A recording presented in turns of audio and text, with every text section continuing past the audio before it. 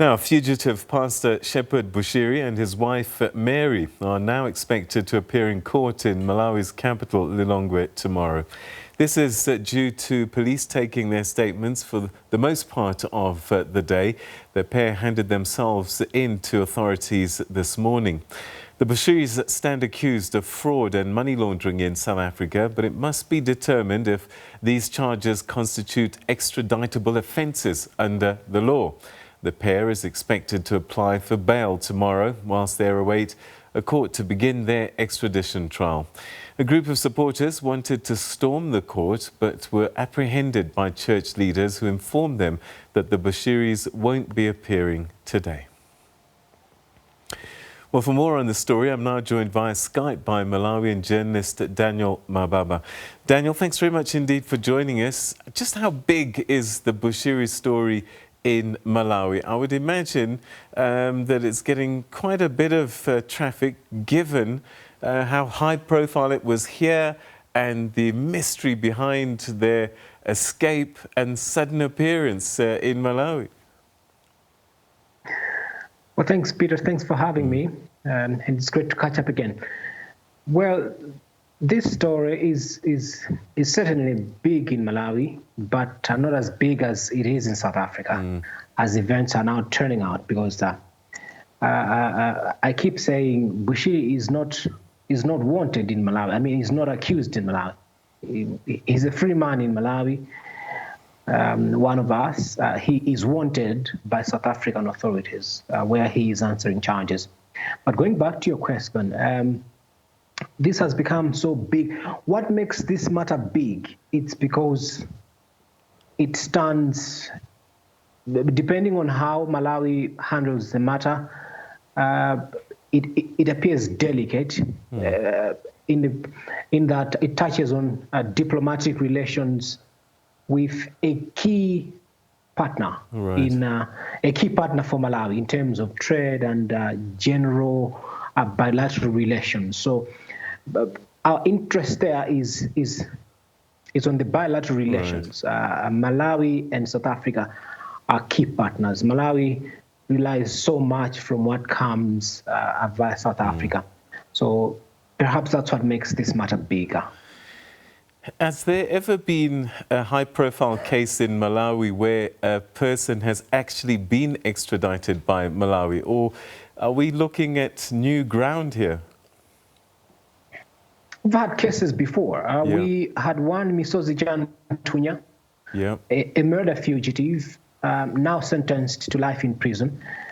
He hid in South Africa for about 8 to 10 years. And Malawi had struggled to get Misozi Jantunya from South Africa, to have him extradited to Malawi for as many as 5 to 6 years. It was not easy. There was a judge who ruled that he be extradited. He went on to appeal to the higher court. He went up to the Supreme Court in South Africa. It was not easy. We had another case just last year in 2019 of a fugitive Burundian national who was accused of a murder and other charges. He was hiding in Malawi. He was extradited after a protracted court battle, but he was finally extradited. So the Bushiri one is nothing new to Malawi. What have the authorities been saying, if anything? As you said, he's a free man in your country. Have they been trying to give a message to the Malawian public, or they've just been getting on with their daily lives?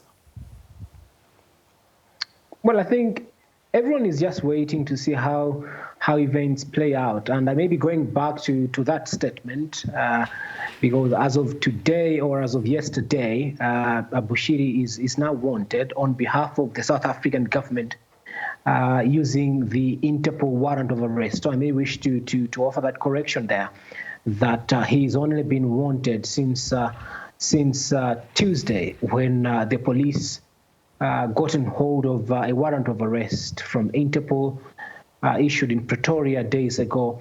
And yesterday, the police went to his home look for him. They didn't find him until this morning.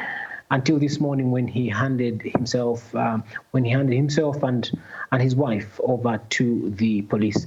But back to your question on, we're getting an understand or a feel from the street that's so divided, because Bushiri, like I indicated, he has a church here, he has a membership here, and so you will see those that are behind his formation or his ministry, obviously backing him.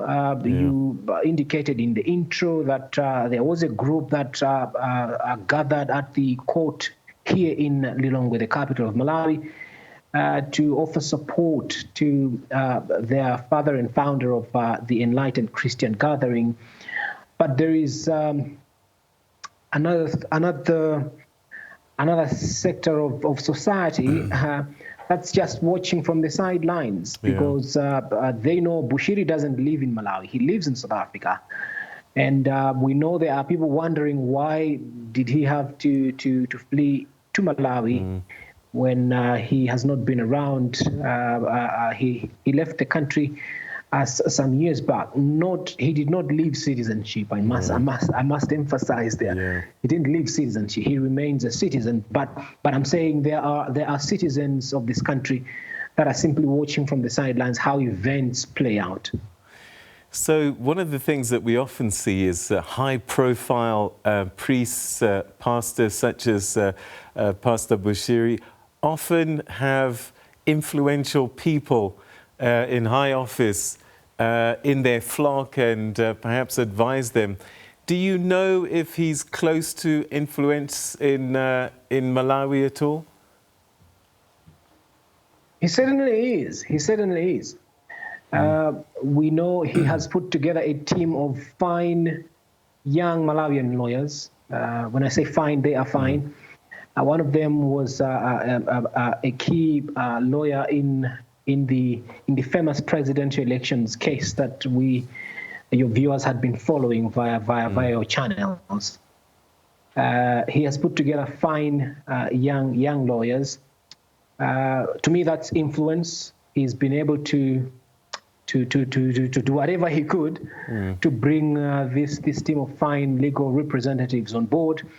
We know he is friends with other senior people in society that I may not be able to mention their names here. Yeah. But he's a man that can attract people of influence, including politicians, I must indicate. And that's where I was going, actually, because I mean, I don't want to unfairly question the integrity of the court systems there, but is it possible that he might get assistance to stay in the country? I have no reason to doubt the integrity of the country's courts. I have no reason, because they have demonstrated professionalism, they have demonstrated independence, and I think the head of the judiciary in Malawi would like to maintain that status quo. We know from inside that he is trying to clean the system. He is trying to put in place standards that resonate well with professionalism. And I have no reason to believe that the courts will, if the courts side with Bushiri to reject his extradition to South Africa, it will be based on law and based on the arguments that the state and Bushiri's lawyers will bring before a court. But not that because it is a Shepherd Bushiri. No. All right. And are other influential church people in the country commenting on the case at all? Or it's not as big as it is here in South Africa?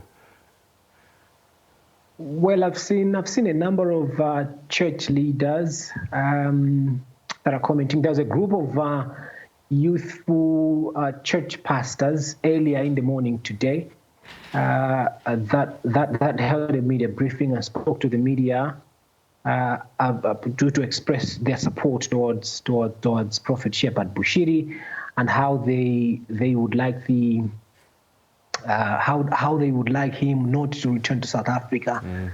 The major ones, or the key national ones, are quiet, I must say. We have national bodies, religious bodies. They haven't said a word to date. Perhaps they're in that group that's just watching from the sidelines. We will see if they will make a statement in the coming days when he, or maybe after he appears before court. Exactly, we anticipate that to happen later on Thursday morning. All right, so, and usually the bail hearings, are they normally quite quick, and are the judges quite quick with their either granting bail or that kind of thing? Is it quite quick in Malawi?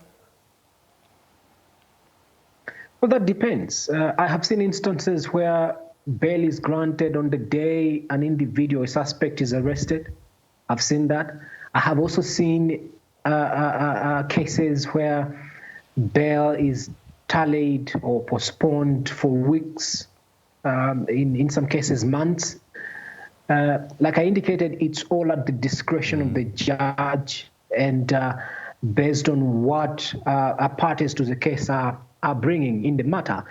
And this, like I've indicated, the matter is being handled, it's being regarded a serious matter.